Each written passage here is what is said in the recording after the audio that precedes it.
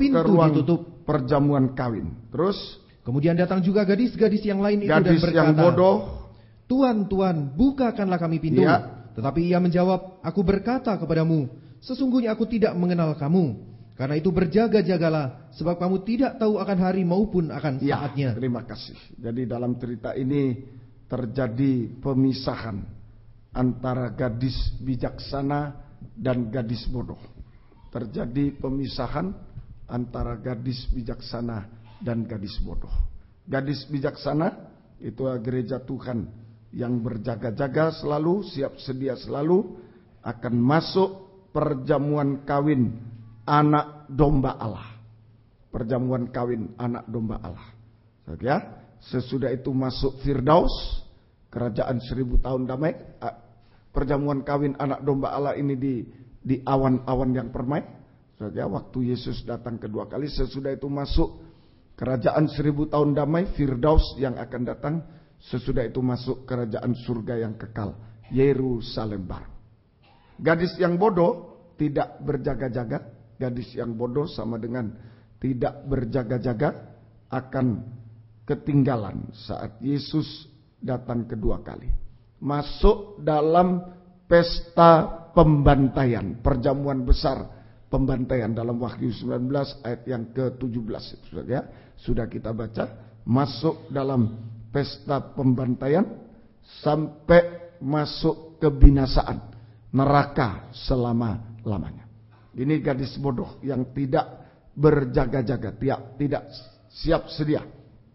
Akan masuk, akan ketinggalan saat Yesus datang kedua kali, masuk dalam perjamuan atau pesta pembantaian secara massal oleh pedang penghukuman Tuhan. Sesudah itu masuk kebinasaan yang kekal, neraka untuk selama-lamanya. Pemisahan antara gadis bijaksana dan gadis bodoh sama dengan pemisahan antara gandum dan sekam.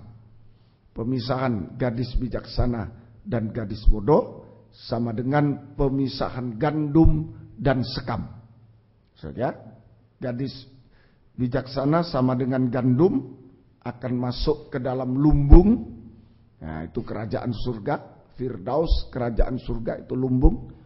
Gadis yang bodoh sama dengan sekam yang akan dibakar selama-lamanya, binasa selama-lamanya.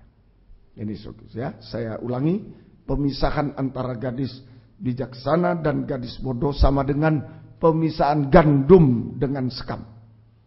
Gadis bijaksana sama dengan gandum akan masuk ke dalam lumbung, gadis bodoh sama dengan sekam akan masuk dalam pembakaran, kebinasaan selama-lamanya. Semoga kita bisa mengerti ini. Ya, terjadi 2 kali pemisahan atau penampian gandum dan sekam. Terjadi 2 kali penampian atau pemisahan gandum dan sekam. 2 kali, double. Yang pertama, Lukas 22. Jadi kita harus hati-hati sungguh-sungguh. Akan terjadi pemisahan untuk selamanya. Sekalipun sekarang masih satu rumah, sekarang satu gereja, satu tempat duduk. Tapi kalau satu bodoh, satu bijaksana, satu bodoh, satu gandum, satu sekam, ya, pasti terjadi perpisahan selama-lamanya. Gandum di lumbung, kerajaan surga, sekam dibakar habis di neraka selamanya. Tidak pernah ketemu kembali. Terjadi perpisahan selama-lamanya. Ya, ayo saling menasihati, suami istri, ayo saling menasihati. Jangan terpisah di gereja, satu ke gereja, satu tidak. Ayo saling menasihati, ayo sama-sama. Ya, anak orang tua, ayo sama-sama sekarang supaya kita tidak terpisah sungguh-sungguh. Ya, kita tidak terpisah sungguh-sungguh. 2 kali penampian, 2 kali penampian atau pemisahan gandum dan sekam. Nomor 1 Lukas pasal 22, Injil Lukas pasal 22 ayat yang ke 31-32. Lukas 22 ayat 31-32. Lukas 22 ayat 31 dan 32. Mari. Simon, Simon, Ya. lihat iblis telah menuntut untuk menampi kamu seperti Ya, gandum. iblis menampi kita. menampi gereja Tuhan, gadis-gadis. Terus, tetapi aku telah berdoa untuk engkau. Yesus berdoa untuk kita, untuk engkau dulu. Supaya imanmu jangan gugur. Imanmu jangan gugur. Itu garis bawah. Imanmu jangan gugur. Terus. Dan jikalau engkau sudah insaf, kuatkanlah saudara-saudaramu. Ya, jadi penampian pertama oleh setan, iblis. Ya, penampian pemisahan pertama oleh setan atau iblis. Ya, setan menampi lewat 3 hal. Pertama, lewat dosa sampai puncaknya dosa. Itulah dosa makan minum dan dosa kawin mengawinkan. Ini saja. Jadi iblis menampi lewat dosa. Pertama dosa sampai puncaknya dosa, yaitu dosa makan minum, dosa kawin mengawinkan. Nah, banyak ini ditampi oleh setan, banyak yang gugur dari iman, banyak gereja Tuhan, gadis-gadis yang berbuat dosa, hidup dalam dosa, berbuat dosa, hidup dalam dosa sampai puncaknya dosa. Banyak gereja Tuhan yang tidak takut, berbuat dosa, hidup dalam puncaknya dosa, sudah dosa, makan minum dosa, kawin melayani Tuhan, malah bersaksi, saya dipakai Tuhan, nggak ada rasa takut sekarang. Itu ditampi oleh setan. Kita harus hati-hati, ya. Sudah hidup dalam dosa, masih merasa dipakai Tuhan luar biasa, masih dan lain sebagainya. Padahal dia sudah gugur dari iman. Berbuat dosa, hidup dalam dosa itu ditampi oleh setan dan gugur dari iman. Gugur dari iman. Nah, ini setan menampi lewat dosa-dosa, puncaknya dosa. Kalau anak Tuhan, gereja Tuhan, hamba Tuhan mau berbuat dosa, hidup dalam dosa, itu sudah gugur dari iman. Gugur dari iman. Tidak punya iman lagi itu. Sekam. Gugur dari iman. Oke ya. Kemudian lewat apa lagi setan menampi? Lewat pencobaan-pencobaan, masalah-masalah. Sampai yang mustahil. Wah, bingung sekarang anak Tuhan. Kena masalah pencobaan yang mustahil. Oke ya. Sehingga banyak gereja Tuhan, anak Tuhan, gadis-gadis ini yang putus asa, kecewa, menyangkal Tuhan banyak. Ditampi soal jodoh, waduh, tidak datang-datang jodoh. Ya, ada orang di luar Tuhan dan pokoknya gugur dari iman. Gugur, kecewa, putus asa, tinggalkan Tuhan. Nah, ini ditampi soal apa? Ya, ini ya, mungkin soal ekonomi, susah itu loh, datang ke orang pinter situ. Datang ke orang pinter supaya laris, supaya ini. Gugur dari iman. Sudah putus asa, kecewa. Sudah tinggalkan Tuhan, menyangkal Tuhan. Nah, ini setan menampi. Lagi setan menampi lewat ajaran-ajaran palsu. Pengajaran palsu. Setan menampi lewat pengajaran palsu. Ya, angin-angin pengajaran palsu. Banyak gereja Tuhan, hamba Tuhan yang tinggalkan ajaran benar, bimbang terhadap ajaran benar, tinggalkan ajaran benar dan beralih pada ajaran palsu. Itu sama dengan gugur dari iman. Banyak yang gugur nanti ditampi setan. Ditampi lewat dosa, berbuat dosa, gugur dari iman. Ditampi lewat pencobaan, kecewa, putus asa, tinggalkan Tuhan. Saja menyangkal Tuhan, gugur dari iman.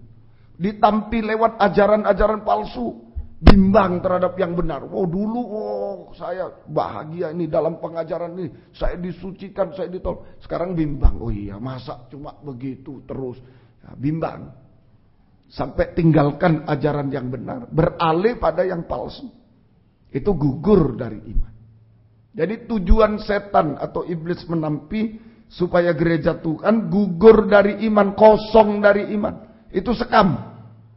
Gugur dari iman, kosong dari iman. Sekam, ya, sama dengan sekam, gadis bodoh, pelita yang padam, yang akan dibakar, ketinggalan saat Yesus datang, binasa selama-lamanya. Gugur dari iman. Gugur dari iman. Ya, tapi Tuhan berkata, Simon, tetapi aku telah berdoa untuk kau. Jalan keluarnya supaya kita tidak gugur dari iman, ya, kita harus mantap dalam penggembalaan. Bukan hanya sekedar tergembala, mantap ya dalam penggembalaan. Mantap tergembala dalam pengajaran yang benar, mantap dalam penggembalaan. Tergembala dalam pengajaran yang benar, mantap dalam penggembalaan. Kalau istilah di Injil Matius, Markus, waktu Yesus memberi makan 5.000 orang, duduklah, duduk, jangan jalan-jalan, duduk. Kalau masih jalan-jalan, tidak ada pemecahan roti, duduk, mantap. Ini jalan keluar, supaya tidak gugur dari iman. Kita harus tergembala dalam pengajaran yang benar, mantap dalam penggembalaan. Nah, di dalam penggembalaan, dalam sistem penggembalaan, Yesus sebagai Gembala Agung berdoa. Ya, Yesus sebagai Gembala Agung berdoa syafaat, doa penyautan untuk kita semua, untuk mengangkat kita dari atas. Jadi dia ada di sebelah kanan Allah Bapa, dia berdoa seperti mengangkat kita ke atas, supaya kita tidak jatuh, tidak gugur dari iman. Supaya kita tidak jatuh, tidak gugur dari iman. Diangkat terus. Nah ini, dalam sistem penggembalaan, Yesus Gembala Agung, Imam Besar di sebelah kanan Allah Bapa, berdoa terus menerus, berdoa syafaat, doa penyautan terus menerus kepada kita. Sama dengan mengangkat kita. Mengangkat kita ke atas supaya kita tidak gugur dari iman, tidak jatuh, tidak gugur dari iman. Nah, dalam sistem penggembalaan juga ada gembala manusia. Di sini saya dipercayakan pada Tuhan, seperti Simon dalam Yohanes 21, Simon, adakah engkau mengasihi aku? Gembalakanlah domba-dombaku. Ada gembala manusia. Jadi 2 kali penampian Tuhan berikan 2 kali doa dalam penyembahan. Doanya Gembala Agung mengangkat kita dari atas. Tapi ada gembala manusia yang berdoa di dunia ini, berdoa syafaat juga, berdoa, doa penyautan untuk kita semua, sebagaikan menjunjung gereja Tuhan, menjunjung sidang jemaat ke atas, supaya tidak jatuh, tidak gugur dari iman, tidak jatuh. Jadi luar biasa kalau kita mantap dalam penggembalaan. Kita betul-betul diangkat ke atas, dijunjung ke atas, dan tidak akan pernah jatuh, tidak akan pernah gugur dari iman. Kalau kita mantap dalam penggembalaan, kita tidak akan pernah jatuh, tidak akan pernah gugur dari iman. Tapi kalau domba nakal, tidak mantap dalam penggembalaan, nah ini yang bahaya. Goyah itu gampang jatuh. Ayo bersama-sama kita dalam penggembalaan itu. Mau melayani, ayo kita bersama-sama. Mau berkorban bersama-sama, ayo semua teratur. Mau fellowship bersama-sama, ayo semua teratur. Dalam penggembalaan biar teratur. Jangan sampai kita ditampi oleh setan, tapi tetap tergembala. Ada di dalam tangan Gembala Agung, kita tidak akan pernah jatuh. Kalau mantap dalam penggembalaan, kita hidup dalam tangan Gembala Agung dan tidak akan pernah jatuh, tidak akan pernah gugur dari iman. Semoga kita bisa mengerti. Ini gadis bijaksana. Gadis bijaksana mantap dalam penggembalaan. Kalau gadis bodoh tadi tidak mantap, jadi skam, gugur dari iman. Ya, gadis bodoh itu tidak mantap dalam penggembalaan, gugur dari iman, jadi skam. Tapi gadis bijaksana mantap dalam penggembalaan, ya, tidak gugur dari iman. Prakteknya tetap hidup benar, tidak mau berbuat dosa. Tetap hidup benar, itu orang mantap dalam penggembalaan. Sementara setan menampi dengan dosa, dia tidak mau berbuat dosa. Tetap hidup benar. Ya. Tetap berpegang teguh pada ajaran yang benar. Itu mantap dalam penggembalaan, gadis bijaksana. Tetap hidup benar, tetap berpegang teguh pada ajaran benar, tidak mau diombang-ambing yang lain, tidak mau membanding-bandingkan, tidak mau tahu yang lain. Tetap berpegang teguh pada pengajaran benar yang sudah menjadi pengalaman hidupnya. Sudah, ini cukup pengalaman hidup saya ini. Sudah. Dan tetap percaya dan mempercayakan diri kepada Tuhan. Tidak bimbang, tidak tinggalkan Tuhan, tidak kecewa. Tetap percaya dan mempercayakan diri kepada Tuhan. Itu bagaikan pelita yang tetap menyala. Gadis bijaksana yang akan terangkat, tidak jatuh, tidak gugur, tapi akan terangkat saat Yesus datang kembali kedua kali. Nah, ini penampian setan.